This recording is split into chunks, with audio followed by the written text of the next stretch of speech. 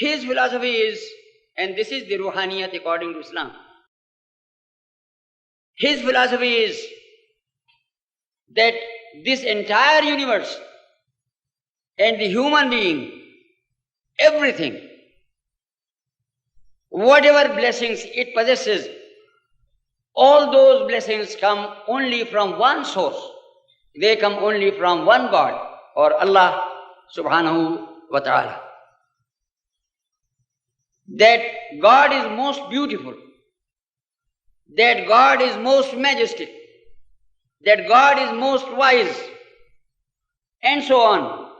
And consequently, the Sufi argues, or the Islamic spiritualist argues, if a rose flower is so beautiful, or if so many things in nature they are so beautiful, how beautiful must he be who has created this beauty? If certain human beings are so wise, how wise must he be who has created these wise beings? If certain human beings are so powerful, how powerful must he be who has created these powerful beings? So on he goes. This is the quest of the Sufi. He looks at creation, entire creation, as a divine piece of art. As a divine piece of art. And through creation, he goes to the love of God. And in his love, he wants to embrace God, so to say.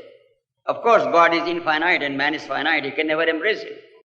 But you see, love always creates this situation that the lover wants to own and possess the beloved.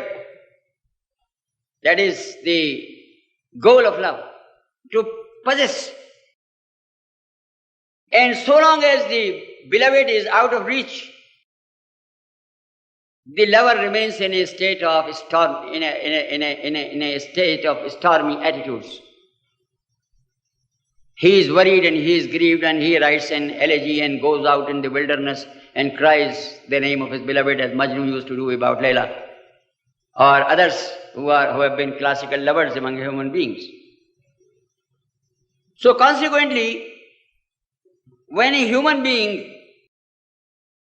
takes to this, not to find out what are the dimensions of the psyche and what are the dimensions of a certain material thing, he says, I want to know the very creator of all these things. These are all fleeting things.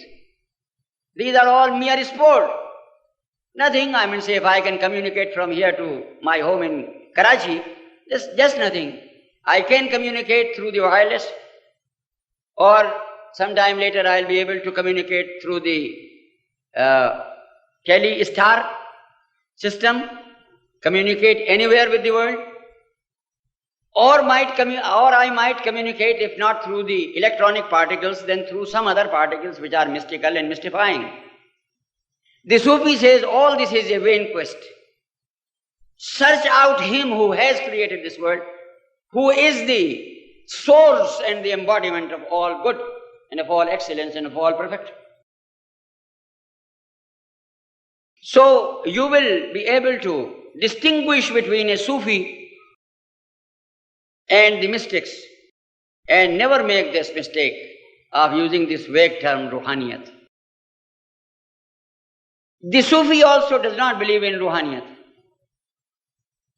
The only thing he believes in is God. God is everything for him. Number two, in God's creation, the Holy Prophet Muhammad alayhi salatu wasalam is everything for him, because he forms the medium between him and God. There is no other way. He finds no other way except that.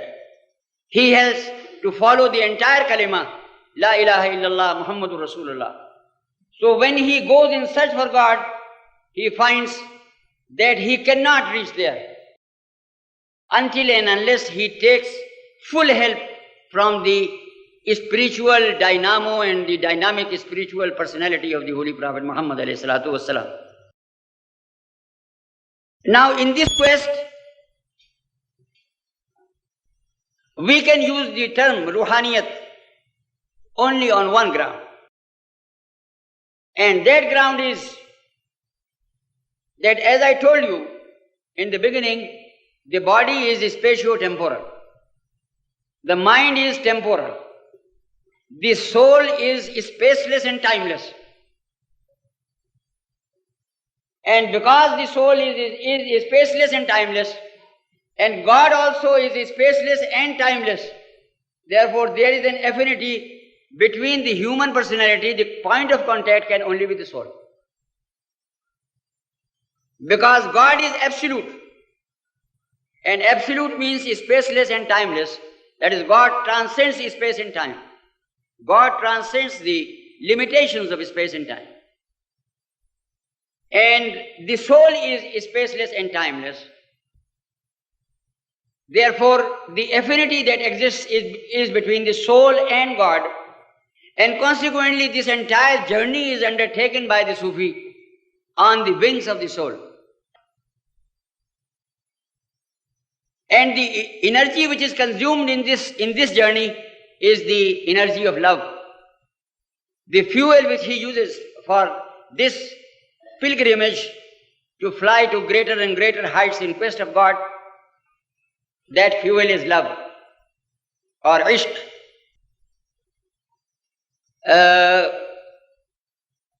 I am going on talking only on this first question, but I don't know. It's a very complicated question. I don't know how far I have been able to clarify this term Ruhaniat, because the question is, what is Ruhaniat? Ruhaniat in Islam is to become the slave of God. And there is no way open for any sensible human being but to adopt this syllabus. And what happens? May I tell you what happens and what is the real process? I'll illustrate it to you by way of an example.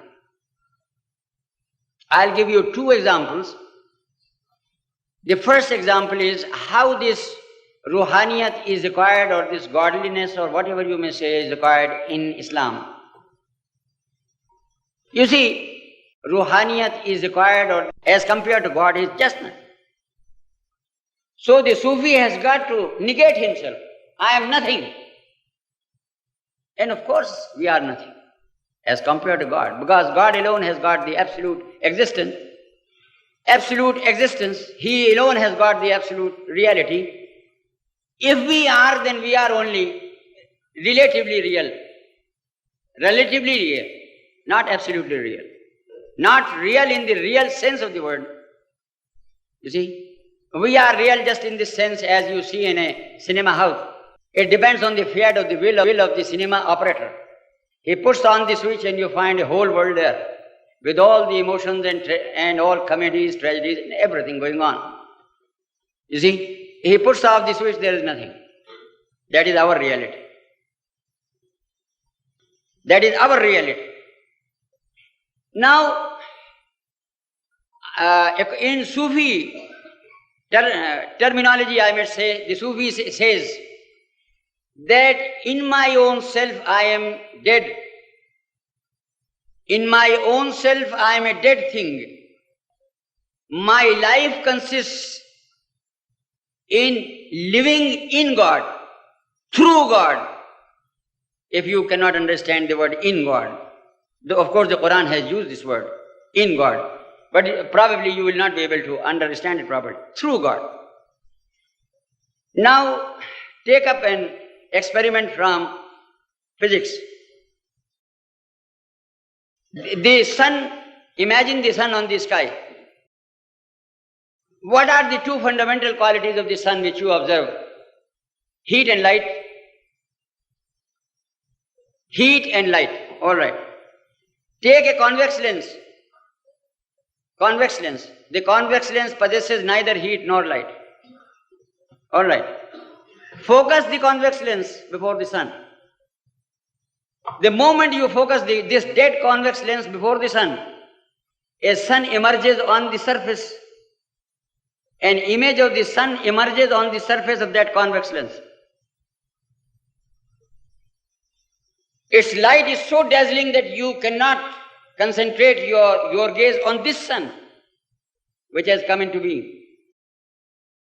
And if you keep it focused there, then it will also give heat. Keep your palm of the hand below it and it will start burning it. That sun, which is that image of the sun which is created on the surface of the convex lens. So this convex lens becomes the slave of the sun, places itself in an attitude of abject passivity and stays in focus. This is what we have been asked to do in Islam. Focus this convex lens of the heart before God and keep it focused.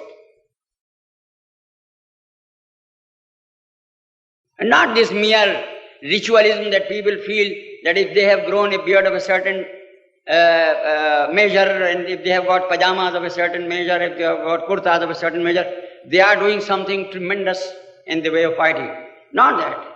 This is the lesson of Islam. You have got to fix up this convex lens of yours, which is dead, which has neither light nor heat. In abject slavery, focus it before God, and it will start absorbing divine blessings. It will start absorbing divine attributes and qualities. And that's why the Holy Quran says about the human beings that they are the vicegerents of God. Vicegerents of God in what sense? In the sense in which the Holy Prophet Muhammad ﷺ has given us the guidance. He says, تَخَلَّقُوا بِأَخْلَاقِ اللَّهِ. Imbue yourselves with divine attributes. Create in yourselves the divine qualities. That is the goal of a Muslim. Not this ordinary goal of this psychological gymnastics of yoga or this thing or that thing, not this.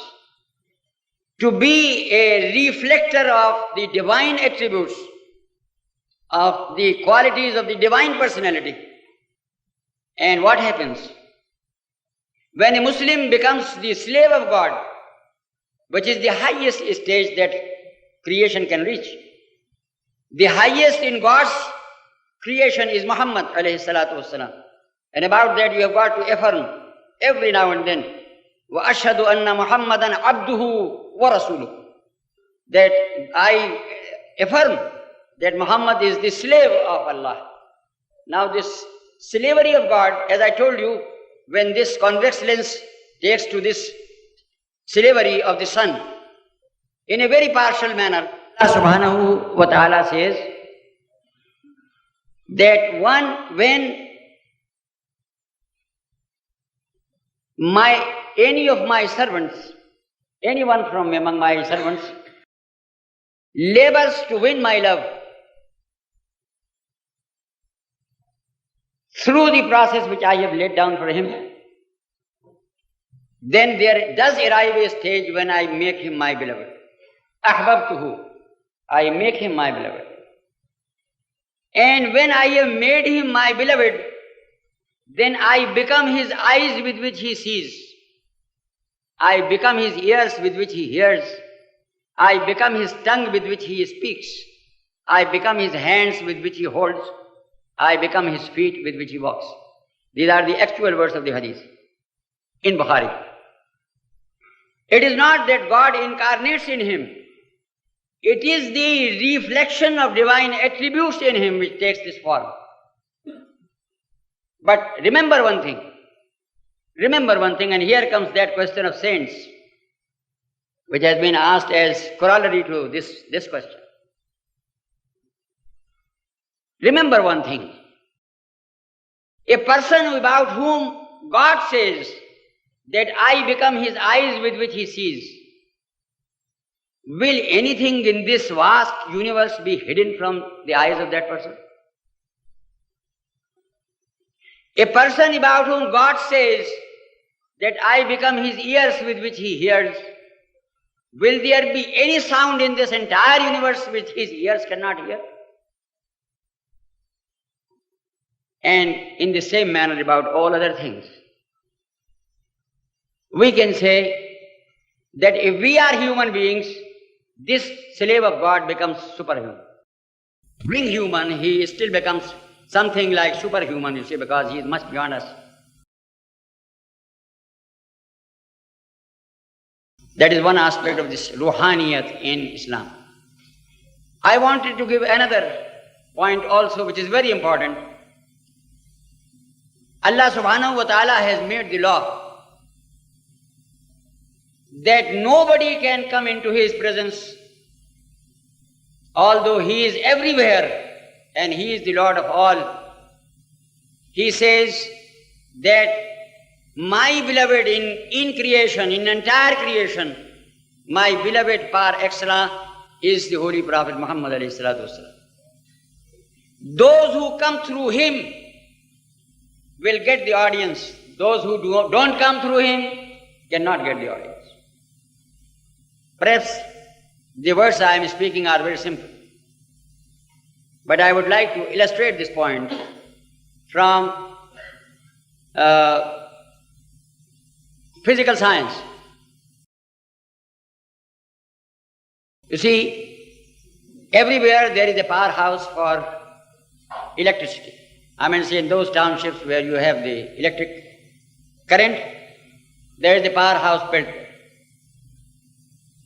Now the law is that electricity which is produced in the powerhouse is produced at a high voltage. The voltage may be 1,000, or the voltage may be 10,000, or it may be 1 million, or whatever it may be. But it can be supplied to the homes and the factories and other places at a very low voltage. In Pakistan it is 220. I don't know what it is here. It may be just something near about. Now, what happens? On the one hand, electricity has got to be produced at a high voltage, but it cannot be supplied at that high voltage. If the supply of electricity were to take place through the wires which connect the different buildings from the powerhouse, if that high voltage were to be released, all these poles and all these wires and all the houses and all buildings will burn to ashes.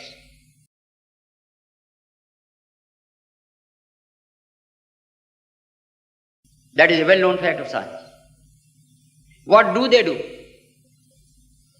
When they find all these facts, what do the scientists do? They do this, that they produce electricity as they are compelled to do at a high voltage. Then they establish transformers. These transformers bring down the voltage at each level. The first transformer cuts it into half.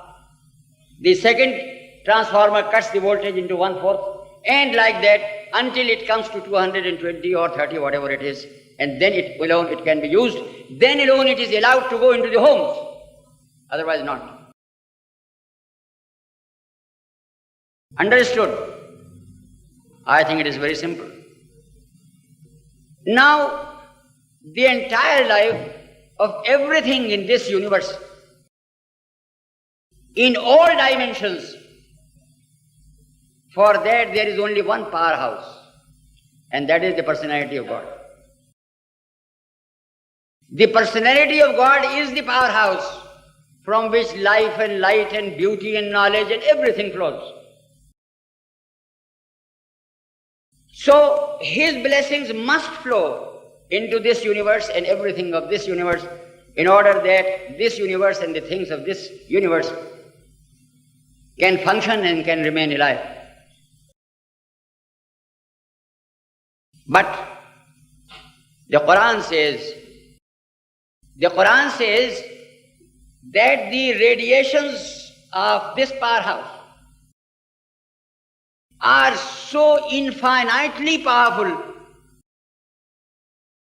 that once the very great prophet Moses, Musa alayhi salam, who is one of the very eminent prophets of God, and who is Kalimullah, who could directly converse with God, this great man, he pleaded with God, I just want to have a little view, a glimpse of your majesty, O God, your majesty personality. The words of the Quran are, Rabbi Arini, O Lord, show thyself to me. What did God answer? He said, Lantarani. Lantarani, you can never see me, O Moses. You are not capable of it. وَلَكِنْ انظُرْ إِلَى الْجَبَلِ فَإِنِ اسْتَقَرَّ مَكَانَهُ فَسَوْفَ تَرَانِي. Just because you are my messenger, I don't want to hurt your feelings. But the actual fact is that you are incapable of it.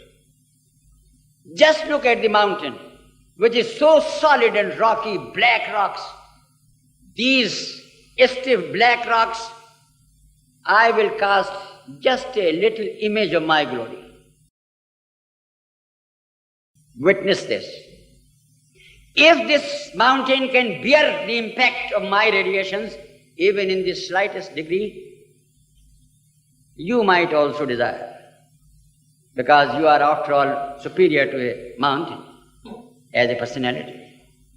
وَلَكِنْ انظُرْ إِلَى الْجَبَلِ فَإِنِ اسْتَقَرَّ مَكَانَهُ فَسَوْفَ تَرَانِي فَلَمَّا تَجَلَّى رَبُّهُ لِلْجَبَلِ جَعَلَهُ دَكًّا وَخَرَّ مُوسَى صَعِقًا.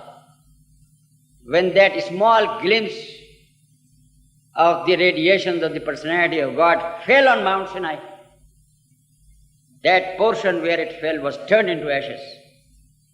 And its vibrations that were created, although Moses was standing at some distance and they had not fallen on him, those vibrations make him faint and he fell. I must say this we know about the atomic blast, that wherever atomic blast takes place, then in that particular area it turns everything into ashes. But even outside of that particular area, its radiations have a very devastating effect on the human beings. So the Quran says that Moses fainted. And when Moses got up, فَلَمَّا أَفَاقَ, when he regained his consciousness, Qala, he said, Subhanak, glorious thou, O Lord. Inni tubtu ilayk, I repent from what I said. I'll never ask thee again for this. This is Quranic testimony. I'm not talking in terms of fiction.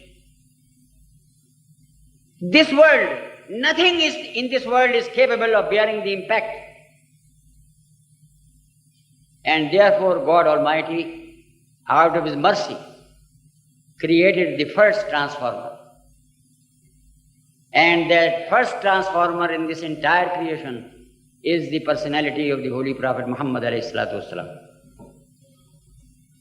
When the Holy Prophet Muhammad alayhi salatu wasalam says, as we read in Sahih al-Bukhari, when he says to one of his companions, Sayyidina Jabir, O Jabir, the first thing that God created in this entire creation was the light of Muhammad alayhi salatu wasalam. This is the cosmic aspect, the transcendental dimension of the personality of the Prophet, about which I am speaking. This cosmic Muhammad, or the Noor-e Muhammadi as it is called in Muslim thought, this which was the starting point and which is the foundation of this entire universe, is a part and parcel of the personality of historical Muhammad. Remember this. People saw him as a human being, definitely so. But this historical personality is a part and parcel of the same cosmic personality which was there at the dawn of creation. And it is this personality which is the first transformer, this personality alone has the capacity in entire creation to absorb the radiations of the personality of God directly. The Quran bears witness to. While it speaks of Musa alayhi salam, in those terms, it speaks about the Holy Prophet Muhammad alayhi salatu wasalam in connection with his Mi'raj. It says, the Quran says, that the Holy Prophet Muhammad alayhi salatu wasalam, he traveled towards reality, towards God, towards that point where the radiations of the personality of God are concentrated. And he reached nearness to the extent which is to be found between the two ends of a bow. فَكَانَ قَابَ قَوْسَيْنِ أَوْ أَدْنَى. And then it bears witness that being so near to those radiations, and here I might just tell you, if you are in a room, a small room 10 feet by 10 feet by 10 feet, and 10 bulbs of 1000 volts are lighted there in that room, you will go mad. Your nerves cannot bear the impact of that dazzling light. Remember this, and then think of this, what the Quran is saying about the Holy Prophet Muhammad alayhi salatu wasalam. It says that he stood in the presence of those dazzling radiations, the concentration of radiations of the personality of God. مَا زَاغَ الْبَصَرُ وَمَا طَغَى. His eyes winked not, nor was there the slightest disturbance in his nerves and his emotions. With serenity and perfect dignity, he faced them. This is Muhammad alayhi salatu wasalam. And the Sufis believe in this. Those unfortunate people who are absolutely blind to the realities of the transcendental dimension, they are unable to understand all this. The Islamic cosmogony is that the first transformer is the heart of the Holy Prophet Muhammad alayhi salatu wasalam, and then there are other transformers in the serial line, the hearts of all those Anbiya who, alayhi salatu wasalam, who came, and then the hearts of those who became awliya Allah. And it is through these transformers that the blessings of God flow into this dead universe and give life. That's why I was saying that the Sufi philosophy is this. Their goal is God, but their vehicle is love for the Holy Prophet Muhammad alayhi salatu wasalam, and all-absorbing love.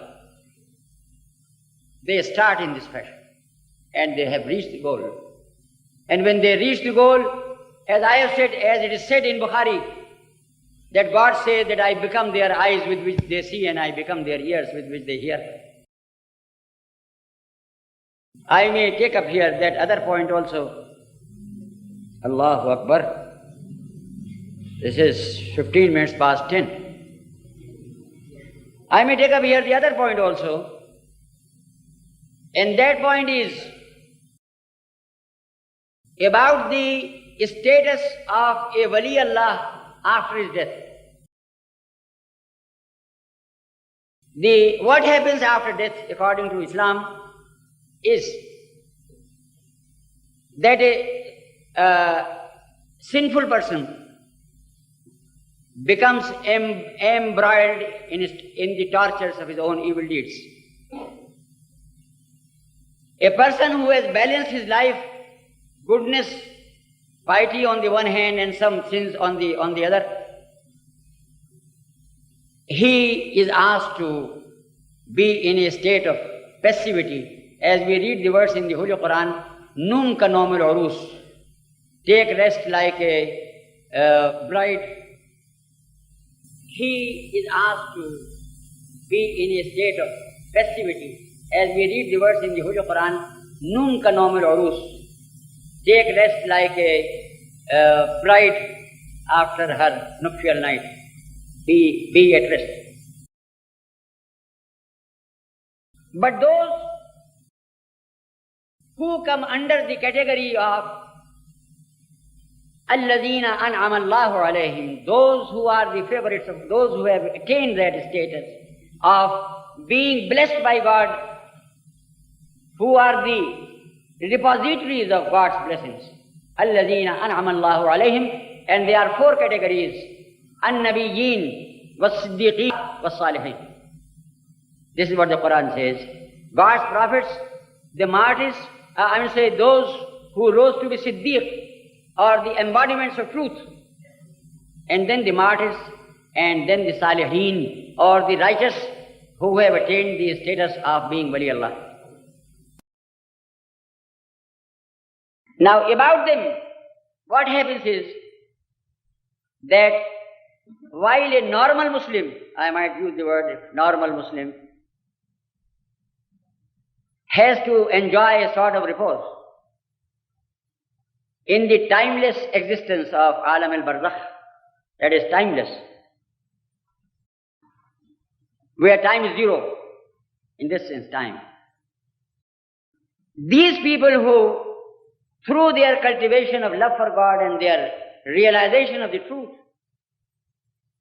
who have entered into the categories of being blessed by God, about them the Quran says, من عمل صالحا من ذكر أو أنثى وهو مؤمن فلنحيينه حياة طيبة ولنجزينهم أجرهم بأحسن ما كانوا يعملون. Whoever from among the males or the females, from among the men or the women, is a believer and leads the life of righteousness truly and comprehensively and genuinely, then he or she gets two rewards. One reward is that he or she is revived into functioning life immediately after death. You might have heard the words that so-and-so was granted freedom of the city of Edinburgh and so-and-so was granted freedom of the city of London and so on. These people are granted the freedom of this next world. And because man is superior to the angels, the Khalifatullah is superior to the angels, not the sinful human beings. Those who become God's beloveds, those who become friends of God, or those who become awliya Allah, they are awarded this. They are given this reward. فَلَنُحْيِيَنَّهُ حَيَاةً طَيِّبَةً. Allah subhanahu wa ta'ala says that I revive them immediately after death into a new functioning life, which is extremely healthy and pure and extremely, it is a life of felicity. وَلَنَجْزِيَنَّهُمْ أَجْرَهُمْ بِأَحْسَنِ مَا كَانُوا يَعْمَلُونَ. And I will reward them in the most beautiful manner after the day of judgment. The reward which is to come after the day of judgment, that has been mentioned separately from this thing, that Allah subhanahu wa ta'ala says that I revive them. And what happens? Because man is superior to angels, and the angels are the functionaries of God in this universe, about which the whole Islamic theology stands as proof. These people are joined to the company of the angels and they are made their leaders. These awliya Allah become the leaders of companies of angels because they are superior to the angels. And they become functionaries and they have the freedom. And just as the angels, about the angels, the Holy Quran says that they are all the time seeking forgiveness of God for everyone who is living on the earth. The words of the Quran are يَسْتَغْفِرُونَ لِمَنْ فِي الْأَرْضِ. About the malaika, that is the function of the malaika. يَسْتَغْفِرُونَ لِمَنْ فِي الْأَرْضِ. That is an attitude of goodwill and love, which means that the malaika love the human beings, so that they pray for forgiveness of God for all God's creation on the earth. Or at another place the Quran says about the angels هو الذي يصلي عليكم وملائكته ليخرجكم من الظلمات إلى النور. The malaika of God are all the time assisting spiritually the Muslims to attain to greater and greater heights in godliness. So what should be the function of these saints after death? Should their attitude be as leaders of groups of angels, sympathy and love for human beings whom they have left behind? Or should it be one of indifference? Logically, it should be the attitude of goodwill and love for all those who are on the earth. Because now they are in the angelic group. And about the angels, the Holy Quran has said this. And consequently, those who go and pay their homage to the saints naturally can go only to their graves. That is the only approach for them. Of course, the saints are not there in the graves. It is their body which has been laid down there. But these graves are the station from where you can contact their souls or their spaceless and timeless persons. Anybody who goes there and pays homage to them, they cannot be so discourteous as not to be in a mood to help them by God's grace. They have been appointed to help. This is their prerogative. This is the special reward which they have earned from God. They are not like other Muslims or other human beings who are of the ordinary type. And consequently, human beings can derive benefits by going there, by offering the Fatiha, which is the manner of paying homage, not by doing anything which is of the nature of shirk or anything of that sort, remaining within the confines of the Sharia. But this thing, if they do in the manner in which Islam wants them to do, they will undoubtedly be benefited by going there spiritually or in other things as Allah subhanahu wa ta'ala may like. My dear brothers, I was asked on the telephone by Mr. Abu Kala. He told me that after arriving here I'll be asked to be only for half an hour with the ladies. And I don't know what dimension is this in which I am seeing only the figures of men. And my physical energy, if I consume it unwisely, probably I'll be committing a sin. So I would like to take leave of you. If the questions are of a nature that they require explanations, of course, I have tried to simplify everything, and I have tried to be very moderate. I have not gone into details at all, just to give you a fundamental idea. But I hope that you will understand this, because this is the real Islam and not mere rituals, of which this is the spirit and the rituals are only the body. The body without the soul is a dead body, and rituals without this spirit of love for God are something soulless.